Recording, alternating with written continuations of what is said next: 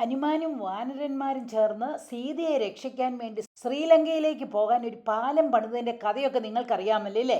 ആ പാലം പണിതിരിക്കുന്നത് തമിഴ്നാട്ടിലെ പാമ്പൻ ഐലൻഡിലെ ധനുഷ്കോടി എന്ന സ്ഥലത്താണ്. സീതയെ രക്ഷിച്ച ശേഷം രാവണന്റെ ബ്രദർ വിഭീഷണന്റെ ആജ്ഞ അനുസരിച്ച് ശ്രീരാമൻ ആ പാലം അങ്ങ് മുറിച്ചു കളഞ്ഞു. അങ്ങനെ ധനുഷ്കോടിയിലെ ആ മുറിഞ്ഞ പാലത്തിന്റെ മുനമ്പിലാണ് ഞാൻ നിൽക്കുന്നതെന്നേ. Wow, what an experience!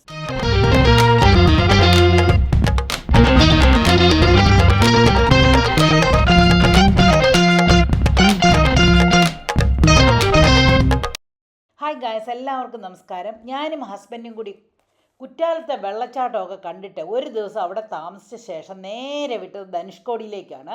കുറ്റാലത്ത് നിന്നും ധനുഷ്കോടിയിലെത്താൻ 6.5 മണിക്കൂർ എടുത്തു. രാമേശ്വരത്തേക്ക് വരുമ്പോൾ എന്നാ നല്ല റോഡായിരുന്നു എന്നറിയാമോ. ഇവിടെ സ്പീഡ് ലിമിറ്റ് ഒന്നും എഴുതി വെച്ചിട്ടില്ല. പിന്നെയോ ഇവിടെ സ്പീഡ് റെഗുലേറ്റ് ചെയ്യുന്നത് എങ്ങനെയാണെന്നറിയോ? സ്പീഡ് ബ്രേക്കറായിട്ട് ബംസ് ഉപയോഗിച്ചാണ്. നല്ല രസമായിരുന്നു കേട്ടോ ഡ്രൈവിംഗ്. രാമേശ്വരം ഹിന്ദുക്കളുടെ ഒരു പുണ്യസ്ഥലമാണ്.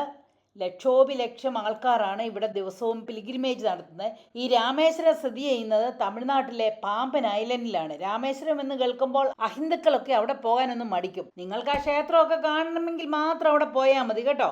അല്ലാതെ പാമ്പൻ പാലത്തിൽ കൂടിയുള്ള യാത്രയും അതിനുശേഷം ധനുഷ്കോടിയിലേക്കുള്ള യാത്ര ചെയ്യുമ്പോൾ രണ്ട് സൈഡിലും കടലും, കടലിന് നടുക്കൂടി ഒരു റോഡും, അത് ചെന്ന് നിൽക്കുന്നതോ ബംഗാൾ ഉൾക്കടലും ഇന്ത്യൻ ഓഷനും കൂടി സംയോജിക്കുന്ന ഒരു മുനമ്പിൽ.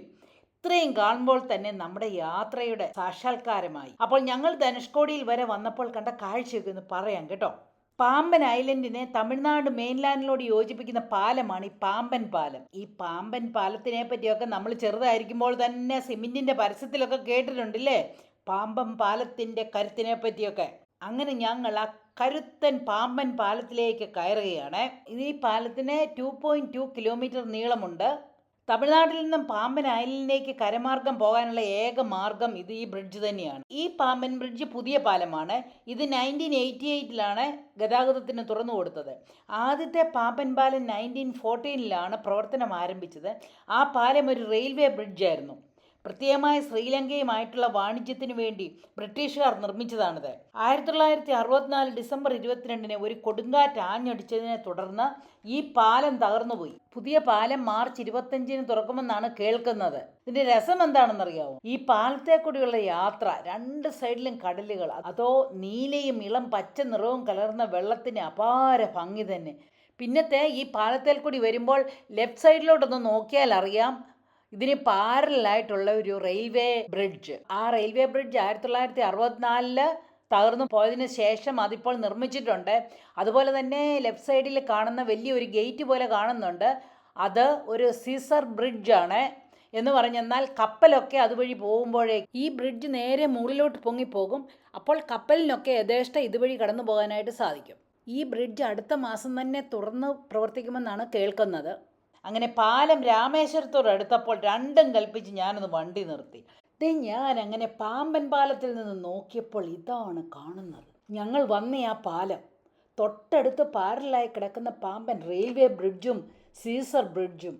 അതിൻ്റെ ബാക്ക്ഗ്രൗണ്ട് ആണെങ്കിലോ ഇളം നീല നിറമുള്ള ചക്രവാളം, തൊട്ട് താഴെ കടും നീല നിറവും ഇളം പച്ച നിറവുമുള്ള കടൽ, ഇടയ്ക്കിടയ്ക്ക് തീരത്ത് ആഞ്ഞടിച്ച് മുത്തുമണികൾ ചിതറിക്കുന്ന തിരമാലകളും, ആ തിരമാലകളുടെ ഓളത്തിൽ തത്തിക്കളിക്കുന്ന ചെറുവള്ളങ്ങളും.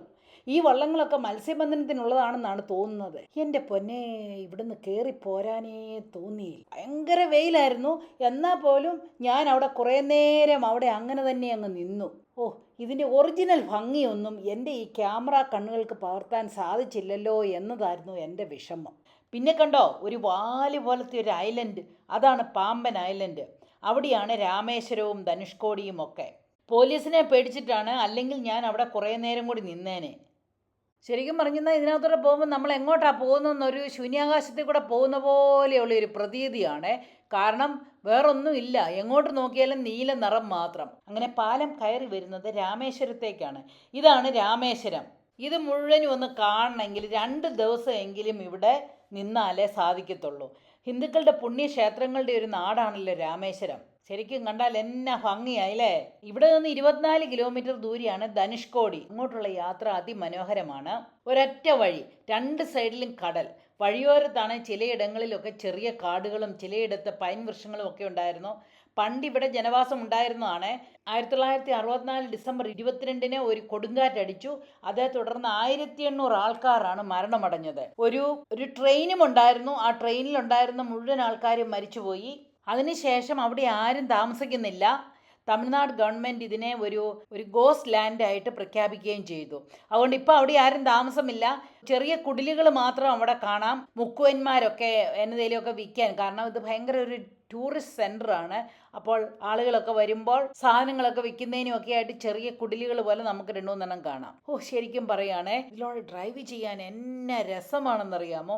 ഏതോ സ്വപ്ന ലോകത്തിലൂടെ വണ്ടി ഓടിക്കുന്നത് പോലെയാണ് എനിക്ക് തോന്നുന്നത്. ശരിക്കും പറഞ്ഞെന്നാൽ ഒരു ഡ്രോൺ ഉപയോഗിച്ച് ഫോട്ടോ എടുത്താലേ അതിൻ്റെ ഭംഗി മുഴുവൻ കിട്ടത്തുള്ളൂ കേട്ടോ. അങ്ങനെ ധനുഷ്കോടി അടുക്കുമ്പോൾ 20 രൂപയുടെ ഒരു ടോൾ കൊടുക്കണം. പ്ലാസ്റ്റിക് ഒന്നും അവിടെ കൊണ്ടുപോയി ഇടരുത് എന്ന് ഓർമ്മിപ്പിക്കലും ഉണ്ടായിരുന്നു. അങ്ങനെ വരുമ്പോൾ ഈ കാണുന്നതാണ് ലൈറ്റ് ഹൗസ്. തിങ്കളാഴ്ച ദിവസം ഇവിടെ ലൈറ്റ് ഹൗസ് അടച്ചിട്ടിരിക്കുന്നതിനാൽ ഞങ്ങൾക്കിവിടെ കയറാൻ പറ്റിയില്ല. ഈ ലൈറ്റ് ഹൗസിൽ കയറി നിന്ന് നോക്കിയെന്നാൽ പാമ്പൻ ഐലൻഡ് മുഴുവനും കാണാം. അത് നല്ല ഭംഗിയായിരിക്കുമെന്നൊക്കെ പറഞ്ഞു കേട്ടു. നമ്മളെ അതിശയിപ്പിക്കുന്നതും ആനന്ദം തരുന്നതുമായ ബീച്ചസും ചരിത്രപ്രധാനമായ ക്ഷേത്രങ്ങളും വർണ്ണശബളമായ സംസ്കാരവും പുരാണ ഐതിഹ്യങ്ങളുടെ കലവറയുമാണ് ഈ ധനുഷ്കോടി. പിന്നത്തെ ഇവിടെ പണ്ടത്തെ കൊടുങ്കാറ്റിൽ തകർന്ന പള്ളിയുടെ അവശിഷ്ടങ്ങളാണ് ഈ കാണുന്നത്. ഇപ്പോഴും അതവിടെ തന്നെ നിപ്പുണ്ട് അവശിഷ്ടങ്ങളൊക്കെ, കാരണം അതൊരു ഓർമ്മപ്പെടുത്തലായിട്ട്. ഇതായിരുന്നു ധനുഷ്കോടിയിലെ പണ്ടത്തെ റെയിൽവേ സ്റ്റേഷൻ. ചരിത്ര സ്മാരകമായി ഇന്നും അത് നിലനിർത്തിയിരിക്കുന്നു. പിന്നത്തെ ഇത് കണ്ടോ, ധനുഷ്കോടിയുടെ ഒരു ഏരിയൽ വ്യൂ. രാമേശ്വരത്തു നിന്നും വരുന്ന വഴിയാണിത്. ഒരു സൈഡിൽ ബേ ഓഫ് ബംഗാളും മറ്റേ സൈഡിൽ ഇന്ത്യൻ ഓഷനും. ബേ ഓഫ് ബംഗാളും ഇന്ത്യൻ ഓഷനും കൂടി മീറ്റ് ചെയ്യുന്ന സ്ഥലമാണ് അരീച്ചൽ മുനൈ. ഈ വഴി വന്ന് നിൽക്കുന്നത് ഒരു റൗണ്ടാനയിലാണ്. ആ റൗണ്ടാനയുടെ സെൻറ്ററിൽ ഒരു സ്റ്റേജും അതിന് നടുവിലായിട്ട് അശോക് പില്ലർ അല്ലെങ്കിൽ ഒരു അശോക സ്തംഭവും കാണാം. ഇത് ഇന്ത്യയുടെ തെക്ക് കിഴക്കേ അവസാന ഭാഗമാണ്. ഇത് നിങ്ങളൊന്ന് നോക്കിക്കേ, 2 സൈഡുകളിലും കടൽ. ഇതുവഴി വണ്ടി ഓടിച്ചു വരുമ്പോൾ കടലിന് നടുവിലൂടെ പോരുന്ന പോലത്തെ ഒരു ഫീലായിരുന്നു കേട്ടോ. ആക്ച്വലി ഇവിടെ വരുന്നത് നമ്മുടെ ഈ ഡ്രൈവ് ആണ് മോസ്റ്റ് എക്സൈറ്റിംഗ് തിങ്. എന്നിട്ടോ ഞാൻ നേരത്തെ കാണിച്ച റൗണ്ടാനയിലേക്ക് വരികയാണ്. എൻ്റെ പൊന്നേ, എന്നോ വലിയ ആൾക്കൂട്ടമായിരുന്നോ. ഇതിനിടയിലൂടെ ഒരു വിധത്തിൽ എവിടെയോ കാർ പാർക്ക് ചെയ്തിട്ട് ഞാൻ ഇറങ്ങി നടന്നു. ഇവിടെ നിന്നിട്ടൊന്ന് തനിയെ ഫോട്ടോ എടുക്കാനായിട്ട് ഞാൻ കുറേ ശ്രമിച്ചു, പക്ഷെ ഒരു രക്ഷയില്ല കേട്ടോ. അതുപോലെ ആളുകളാണ്.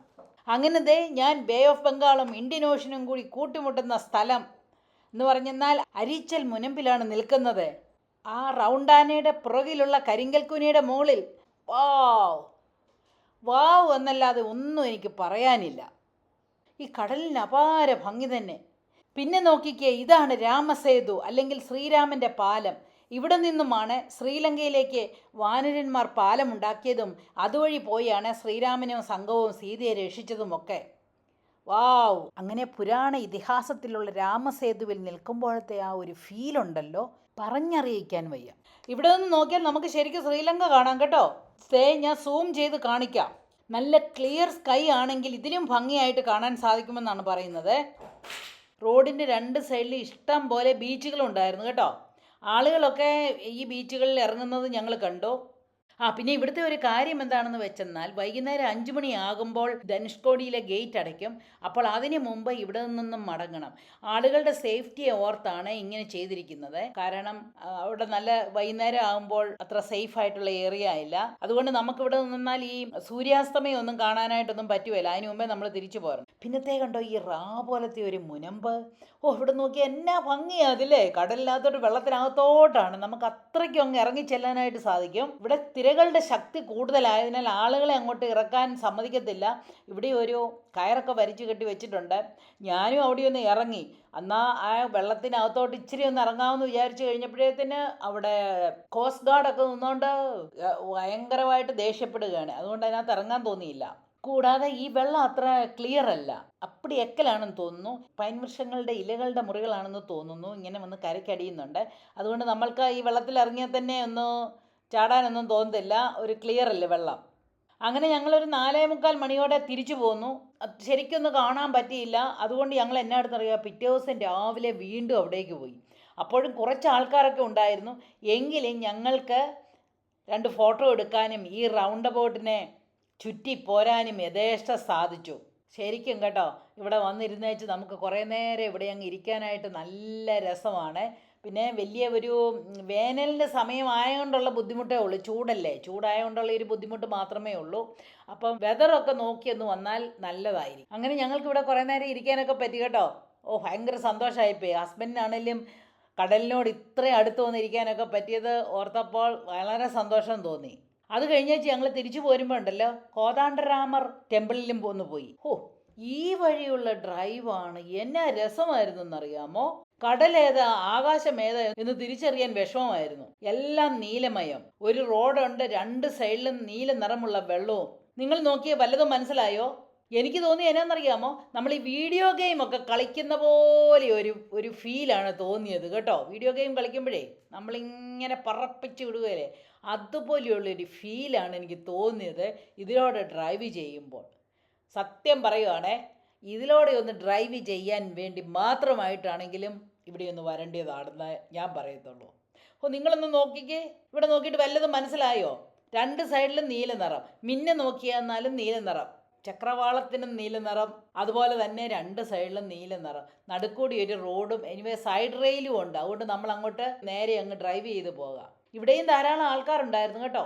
ശരിക്കും പറഞ്ഞു കഴിഞ്ഞെന്നാൽ കടലിൻ്റെ ഭംഗി ഒന്ന് കാണണമെങ്കിൽ ഇവിടെ വരും. അങ്ങനെ നിങ്ങൾ രാമേശ്വരത്ത് വരികയാണെങ്കിൽ അമ്പലത്തിൽ മാത്രം പോയിട്ട് പോകരുത് കേട്ടോ, ധനുഷ്കോടിയിലും ഒക്കെ പോയിട്ടേ പോരാവൂ. ഞങ്ങൾ രാമേശ്വരത്ത് താമസിച്ചത് ദൈവിക് ഹോട്ടലിലായിരുന്നു. ആ കാര്യമൊക്കെ ഞാൻ നേരത്തെ പറഞ്ഞിരുന്നു. ഞങ്ങൾ ഒരു ദിവസം അവിടെ താമസിച്ചുള്ളൂ. രാമേശ്വരത്താണ് ഡോക്ടർ APJ അബ്ദുൽ കലാമിൻ്റെ മെമ്മോറിയലും വീടും. ഞങ്ങൾ മെമ്മോറിയലൊക്കെ പോയി കണ്ടു. നല്ല ബ്യൂട്ടിഫുൾ ആയിട്ടുള്ള ഒരു പ്ലേസ്. അതിനുള്ളിൽ ക്യാമറ ഒന്നും അനുവദിക്കാഞ്ഞതിനാൽ ഉള്ളിലെ ഫോട്ടോ ഒന്നും എടുക്കാൻ കഴിഞ്ഞില്ല. നല്ല ബ്യൂട്ടിഫുള്ളായിട്ട് മെയിൻറ്റെയിൻ ചെയ്തിട്ടുണ്ട്. നമുക്കതിൻ്റെ വെളിയിലൊക്കെ ആണെങ്കിലും ഇരിക്കാൻ നല്ലൊരു സുഖം. ഈ മെമ്മോറിയൽ മെയിൻ റോഡിൽ തന്നെയാണ് സ്ഥിതി ചെയ്യുന്നത്. ഞങ്ങൾ ശരിക്കും എൻജോയ് ചെയ്ത ഒരു ട്രിപ്പായിരുന്നു ഇത് കേട്ടോ.